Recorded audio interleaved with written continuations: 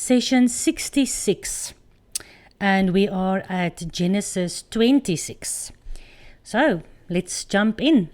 And there was a famine in the land, besides the first famine that was as in the days of Abraham. All right, we're busy with the life of Isaac, and we see many correlations between Isaac and Abraham. Just like in the days of Abraham, also in the days of Isaac, there was a famine. And Isaac went unto Abimelech, king of the Philistines. And Yahuwah appeared unto him and said, Do not go down into Egypt. Dwell in the land which I shall tell you of. Sojourn in this land, and I will be with you, and I will bless you. For unto you and unto your seed, your descendants, like he promised Abraham, he now promises Isaac, I will give all these countries, and I will perform the oath which I swore unto Abraham your father. So we see a nice seed line from Abraham to Isaac. Everything Yahuwah promised Abraham is now inherited by Isaac. And that's the main reason why Jacob wanted to be next in line to inherit these same blessings. God says, sojourn in the land. I will be with you. Jacob wanted God to also be with him. Esau couldn't care less. I will bless you. Jacob wanted to be blessed by God. Esau, he just wanted the material blessing. For unto you and unto your seed, I will give all these countries. Jacob wanted the promised land, not only because it is wealth, there's wealth in land. We all know that. You can ask any farmer. But also because this is the promised land. This is the place where many people can not agree with me if they like. This is where the Garden of Eden was. This is where God chose to pour out his name and chose to put his name. And this is where the Messiah will return. And this is where the New Jerusalem will come down. So it's got to do with much more than just a piece of sand and trees and mountains. It's not only about the geographical area. This is God's promised land. It's got a lot more to do, and Jacob understands that. And he says, I will perform the oath which I swore unto your father, Abraham. So yes, Jacob wanted to have that same oath. He was interested in that, unlike Esau. And God says to Isaac, I will make your seed to multiply as the stars of heaven. Beautiful. How much time have we spent on this covenant with Abraham? Stars of heaven. So many kids, so many descendants, so many children, eventually scattered all over the earth. No matter where we are, we can look up at the stars of heaven and remember where we come from. And God continues, I will give unto your seed all these countries. That's a good promise. It's a good promise if you want that for yourself as well. But the biggest of everything, where everything is basically culminating. He will bless them, he will keep them, he will look after them, he will give them the countries, he will give them the land, he will multiply them as the stars of heaven. All those things are nice, but listen to this. And God continues, and in your seed shall all the nations of the earth be blessed. By this time, you should really understand what this is all about. There's nothing, who could care less about all the nations of the earth? I mean, if you are blessed, why in the world would you care about anybody else? But this promise of in your seed, just like he said to Abraham, in your seed, all the nations of the earth will be blessed. By this time you understand how all the nations of the earth is God's desire. He wants everybody to come into his kingdom. But unfortunately, it is not possible because, well, basically people just don't choose God, or they choose God half-heartedly, or they think they're choosing him, but then they're rejecting half of his instructions. But this is talking about those people in all the nations that has your seed and your father Abraham's seed inside of them. Because we know what kind of seed that is. That is the inclination to serve God, the God of the Garden of Eden. So whoever gets the birthright, in him all the nations of the earth will be blessed. And like I said to you many times, who remembers Ishmael and Esau and, but when we talk about Abram, Isaac and Jacob, everybody knows who we're talking about. Because through these guys, through the genealogy of these three men, isn't it true that all the nations of the earth is blessed? We are a South African nation. Ons is boere. Some of us are maybe Indian, some of us are African, but we are South Africans. We are the nation of South Africa.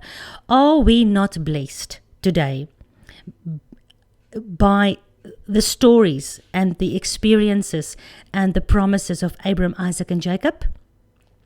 If you are listening to this and you're in America, tell me, are you not blessed by hearing about the promise and the covenants of Abraham, Isaac, and Jacob? Because in the seed of these people, all the nations of the earth are put into a different position than they would have been if Abraham, Isaac, and Jacob only had a seed line in one nation. But now they don't have a seed line in just one nation. If Israel was obedient to God all through the Old Testament, He would never have scattered them all over the earth. But that is what Romans 11 means. That is what Paul is trying to explain to us. Because of the blindness that did come into the Jewish people of the time, that gave the opportunity to the word to be spread to the rest of the world. Because if the Jewish people just kept the Torah close in their fist, nobody else would have ever read Genesis and Exodus and Leviticus and Numeri and Deuteronomy. And Deuteronomy, I just wanted to give you that little testimony, is my most favorite book of the whole Bible. The book of Deuteronomy is just the most amazing book. You learn more about the love of God in Deuteronomy than you can learn in any of the New Testament books. And there's more about Yeshua in Deuteronomy than anywhere else. Oh, I love Deuteronomy. How am I blessed with the Torah, the book of Deuteronomy, today in South Africa because of Abraham, Isaac, and Jacob? Okay, so Yahuwah continues and he says in verse 5, so he gave all these blessings and all these promises to Isaac, and he says, okay, why would I do all this? Why would I bless you like this? And why do I give you the same oath I gave to your father? Let's see verse 5. Because Abraham obeyed my voice, Abraham kept my charge, Abraham kept my commandments, my statutes, and my laws. Oh, good heavens. Never mind just the Torah, never mind just the commandments. Now we've got voice, we've got charge, we've got commandments, we've got statutes, and we've got laws. Yo, how many things are there? But yet, do you understand? Do you see behind the curtain? This is years and years and years before Moses wrote down any commandment, any law, any statute, any charge. Seeing again, confirming that the Torah, the instructions of God, is everlasting, long before Moses, long before him. All right. So let's look a bit deeper. This is an important verse, and we have to dissect this like a doctor is dissecting a patient. Obeying my voice, keeping my charge, keeping my commandments, keeping my statutes, and keeping my laws. So the word obey, or Abraham obeyed my voice, that word obey in Hebrew is Shema. Shema. Okay, does that sound familiar? How many times have we talked about Shema Israel, Yahuwah Eloheinu, Yahuwah Echad? That is Deuteronomy 6. Listen, O Israel, Yahuwah your Elohim, Yahuwah is one. Repeated by Yeshua in the book of Luke, when they ask him, what is the most important commandment? And he starts with, Shema Israel. Listen, Israel. Yahuwah, your Elohim, Yahuwah is one. And you must love Yahuwah. And then it just goes on and he repeats the whole Deuteronomy 6. That whole verse there. So Shema is the Hebrew word for obey. Listen and obey. You hate it when your children don't listen. They hear you.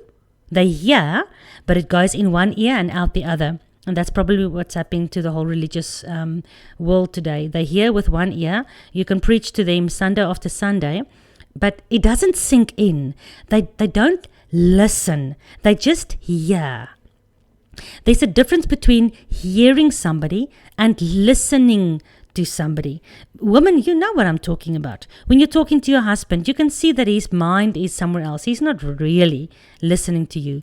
But how nice is it when you're talking to somebody and they look intently in your eyes and you can see that they are listening to you and they're understanding what you're saying. And how amazing is it if our children listens to us. You told them to go wash the dishes. 2 hours later you come, oh, the dishes has been washed. You can't believe it. They actually obeyed you. They didn't just say, yes, mum. All right, so that's what Shema is. Please remember Shema. We will get Shema all over the Bible. It's not just about hearing. It's about listening and doing. That's why the word obey in Hebrew is Shema. And sometimes when the word hear, when you hear somebody, the word hear is also translated as Shema because it means the same thing. It's no good just listening without doing. So Shema is both hearing, listening, and obeying. All right, so let's look at the definition. It's to hear intelligently, often with implication of attention, obedience. All right? It's also to be called, to gather together, to give consent, to consider, to be content. When you Shema God, when you obey, listen and obey God, you become content.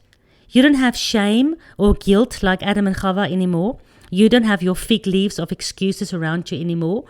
You are listening to your Father in heaven and you become content because you start hearing His voice. Remember we talked about Hinyani. The more you say, Hinyani, here I am, the more He will say to you, Hinyani, here I am. It is to declare diligently, to discern. How many times do we hear in the church somebody's got a discerning spirit? They can discern between a false prophet and a true prophet. The Bible says, as long as you listen and obey God, you are a discerner. You can discern. It also means to give ear. Indeed, to listen, to be obedient, to obey, to perceive, to publish, to show forth. You are showing forth action. You are not just sitting and listening and not doing anything. All right? It's also translated as witness. Beautiful. You will be my witness in Judea, Samaria, and all over the earth. Don't we all want to be His witness? But it starts with obeying, because Abraham obeyed my voice. So we handled the word obey. Let's look at the word voice. So I think we have talked about this in a previous session, but we're going to go through that whole verse. So voice is call. In the Hebrew, it's spelled Q-O-L. Its meaning, it comes to the meaning of being called aloud. It's a voice or a sound. It's like a crackling, like thunder. It also talks about a noise, proclamation. So when God's voice goes out, it always proclaims something. And I love that it's also translated sometimes as sing or sound of singing. How many times have you seen Jewish people when they read the Torah, they actually sing it? Shema Yisrael, Adonai Eloheinu. So every time they read the Torah, very similar to to Ishmael, to the Muslim people, they also learn to recite all those verses by singing them. And that's why David, he just wants to sing psalms to God the whole day. Because the word voice has got to do with all those kind of things, singing to God, and God sings back to you. Abraham listened to my voice. His voice is proclaiming. His voice is singing. His voice is thunder. Beautiful. So the voice of God, how many times did we also agree? Well, to hear the voice means sound must come out of his mouth. And the sounds that comes out of the mouth of God is words. The sounds are formed into words. And eventually those words that was formed from sounds, so we can hear his voice, in John 1 verse 14, became flesh. Basically, God's voice became flesh. Because God speaks his word with his voice. We can go into this in so many deep levels. But if we just think for 1 second, the whole nation of Israel standing at the bottom of mountain of Sinai, listening to the sound of God's voice. That sound was so amazing. I told you about the sound of that voice in the previous session. That is our Messiah.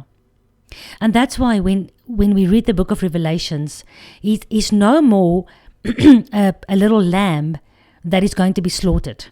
When he comes back, he is the lion from the tribe of Judah. And when that lion roars, the sound of his voice will just flatten his enemies. We need to remember that we are dealing here with an almighty God, the creator of everything, who created mountain ranges just by speaking. He said, "Let there be light." And the Bible says, light was. Basically the sound, the words that came from his voice, out of his mouth, made mountains to be. Think about it. He didn't even lift a finger to create the oceans with hundreds of millions of different species of fish. And if you sometimes stand on the ocean shore and those big, huge waves are coming in and the sound of those waves, whoosh, you stand there and you're in awe of the sound of the waves. Multiply that by 1,000,000. That must have been when he spoke the ocean into existence. We are dealing with an almighty, powerful God of heaven and earth. And to obey his voice is not to come under any condemnation. I can cry when pastors and preachers are keeping up with putting stuff on Facebook about how stupid we are to try and obey God, to try and obey his instructions. When he sounds his voice, when he gives his instructions, who do you think is going to stand against his voice? How arrogant are the church today for the last 1,700 years? It's not just today's church's fault. They've been taught that for a long time, that we are free from this law of God. This law that he spoke with his voice, and the voice became flesh and lived amongst us so we can understand how to keep the law with our hearts, having it written not on stone anymore, but on our hearts. How can we ever think, if there's a thunderstorm, haven't you ever felt scared in a huge thunderstorm? Multiply that with 1,000,000. That is the sound of God's voice. And yes, of course, God can speak softly and sympathetically as well. He's our Father. Of course he can. But not when he created. And not when he gave his law at the mountain of Sinai. Remember, Israel said, we cannot stand his voice anymore. Right. It will not be the same when he comes again to judge heaven and earth. We need to understand who we are dealing with here.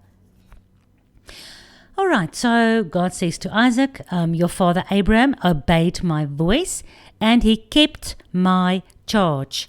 That word kept, he was keeping my charge. That word in Hebrew is Strong's H8104, and it is shamar. Shamar. Can you hear? It's almost the same as obey, which is shama. Shamar just has the resh. It's the shin, the hay, the aleph, the mem, and the resh. Where obey is just shin, hay, aleph, mem. And let's read the definition. So just having the resh added to shama, so we know that to keep his commandments must mean very, very similar to obeying. But it's got some extra meaning that for me is beautiful. Please concentrate. So to keep is to shamar is properly to hedge about. Okay? As with thorns. Okay, please, let's stop here. So think about a shepherd. Especially in the Semitic languages, in the Eastern culture, where the Jewish people and the Muslim people, or you can even go and Google ancient Jewish shepherds. How did they keep their sheep? Remember now it's Shamar. Abraham kept my charge. How did the shepherds keep their sheep? At night, they were out in the field, right? Except for 25 December, that was too cold, nevertheless. So they were keeping the sheep outside in the field for a couple of months, and then during winter time, they would go back home. But while they were in the fields, there wasn't a camp. How would the sheep be safe at night? The shepherd would hedge like a fence with thorns and bushes and branches and stuff. So they'll go out in the field, find a couple of thorny bushes and thorny branches, and they'll build a little shelter. And then the thorns is the hedge round about the sheep. So he lets the sheep go in.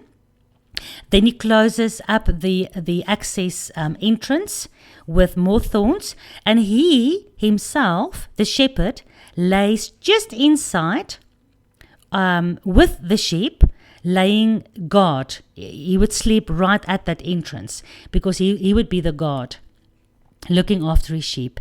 Can you see all the parables about Yeshua? Every time it talks about the thief climbs over the wall. He doesn't come in at the gate. Why? Because the guard, the shepherd, is lying and sleeping at the gate. That is Yeshua. Yeshua is the Torah.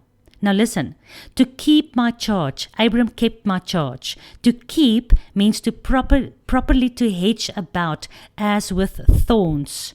The Torah, the instructions of God, the word of God that became flesh. So when we say Torah, we can just as well say Yeshua, is the hedge round about his sheep. Doesn't he say that he will protect us everywhere we go? Doesn't he say that he is the wall around us that is keeping us safe? Didn't he have thorns around his head when they crucified him? Was the ram not caught in the thorns when the ram gave his life in the place of Isaac? Like Yeshua, with thorns around his head, gave his life for his sheep inside the camp. And now we are hedged inside the camp, just like Israel in the wilderness. The moment they left the camp and they went outside from under the cloud, they were outside of covenant, and anybody can murder them, or they can get sick, or they can get eaten by lions or whatever. You were safe as long as you were in the camp, right? Adam and Eve, Adam and Chava, they were very safe inside the Garden of Eden. The moment they disobeyed, they were kicked out. They were kicked out, and the entrance back to the Garden of Eden, back to the tree of life, was guarded by the two-edged sword, remember, that were swinging into every direction. Remember, we discussed this in detail. So to keep the charge of Yahuwah, it's not just to say, I must obey. Oh, it's such a boring life. I can't do anything nice because I must obey all these commandments. No, Look at the deep meaning. When you obey the Torah, the hedge is being built around you. Tell me, if you obey the stop street law in South Africa, are you not safe? But if you disobey the stop street law of South Africa, will you not become part of an accident?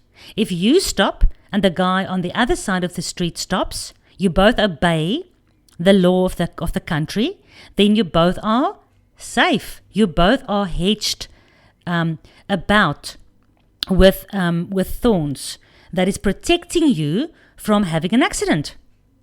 Think about it. As long as you keep his charge and obey Shema and keep Shamar, as long as you keep and obey his commandments, you are safe. You don't sleep around. You can't get AIDS, and your wife's going to love you forever. You can't get a divorce. He's hedging you around with his words, his thorns, the hands that has nails in it. If you keep his commandments, he can keep you safe. Go and read Deuteronomy 28 and 29. If you keep my commandments, all these blessings will come upon you. But if you do not keep my commandments, then all these curses will come upon you. Not because I'm cursing you, but the hedge of thorns is being taken away the moment you are disobedient. And what the hell's going to happen? The wolf and the lion and the hyena is going to come in and eat up all the sheep. They're going to come in and they are going to slaughter the sheep. It's logical. All right, let's look further at the word kept, which is shamar in Hebrew. So it's to properly hedge about as with thorns. It is to guard. We just saw that the shepherd guards his sheep. He keeps his sheep. It's got to do with exactly what Joshua said. I am the good shepherd. I am keeping my sheep. And as long as my sheep are keeping my Father's commandments, I can safeguard them inside the hedge of thorns. This is not for salvation. You come into the hedge of thorns. You come into his guarded community and where he can safeguard you when you come out of Egypt and when you are saved by his blood.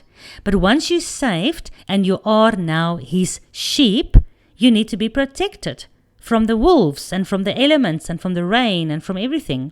So that is why he's keeping you. But he can't keep you if the sheep continues to jump over the freaking wall.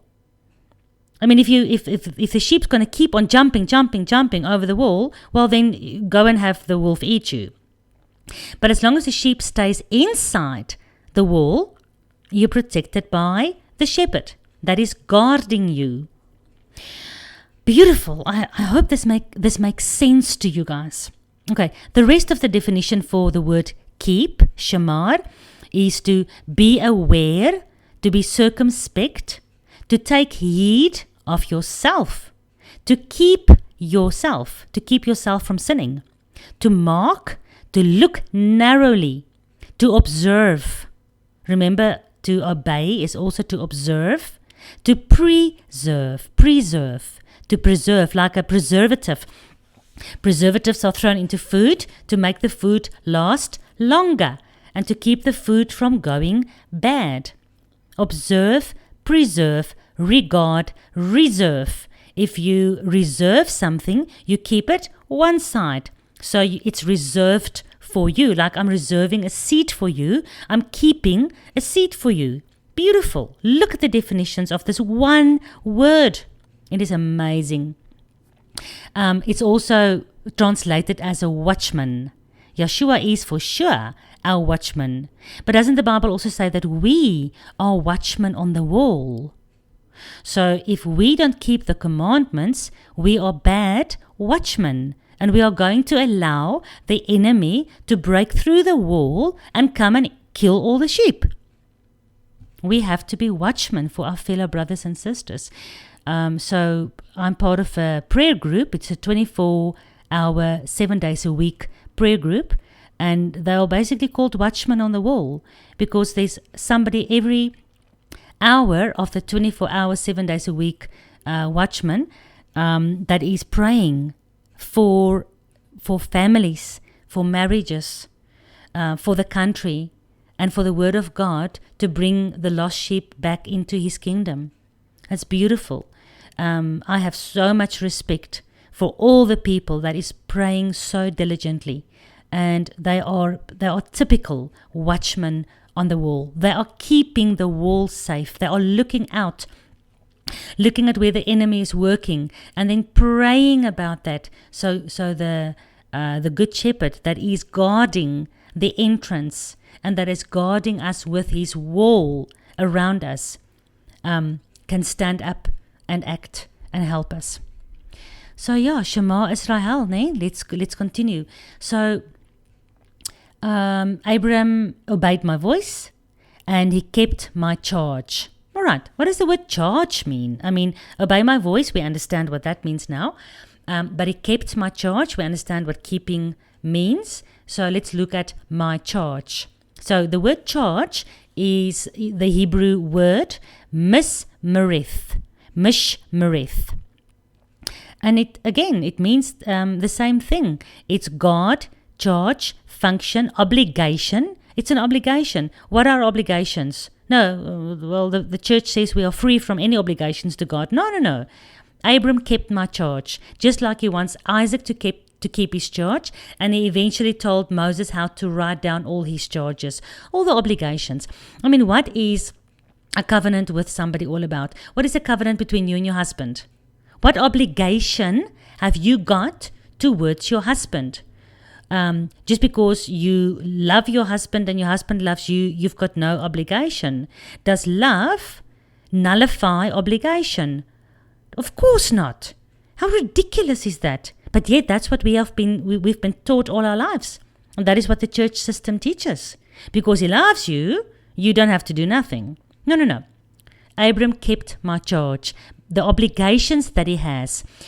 Charge is also translated as service. So please tell me, what is wrong with serving your husband? The husband serving your wife. And we as God's children, what is wrong with us serving him? There's nothing wrong. It's beautiful. Yeshua says all the time, when he comes back, he wants to find you doing the work he gave you, living the lifestyle he wants you to live, so he can tell you, good and faithful servant. To keep his charge is to be of service to him. All right? It's also translated as confinement. And maybe that's why the church says to come under the law is to be under bondage, because it has the meaning of confinement. But if I look at the sheep at night and they are being brought into this small little camp, and they are hedged about with thorns, so they can't get out, but the wolves also cannot get in, it might feel a bit like confinement. Some people don't like that, so then they jump over the wall, go out and find your freedom. You're more than welcome. Adam and Eve also had a choice. God never forces anybody to keep his charge. So if people tell you it's confinement or what's the word now? A bondage or being under a curse, then that's because they probably don't like to be confined at all. So don't try and get into an argument. At the end of the day, we understand that we would rather be confined, hedged about by a wall of thorns with our Messiah, with the word of God himself, inside confinement. We would rather do that than being free, but totally alone, out there in the wilderness, walking through barren lands, finding no rest for our foot. All right, so it's also got to do with ceremonial function or ceremonial office. So to keep my charge has to do with the ceremonial function of the priests, The ceremonial functions of the tabernacle, which is so beautiful.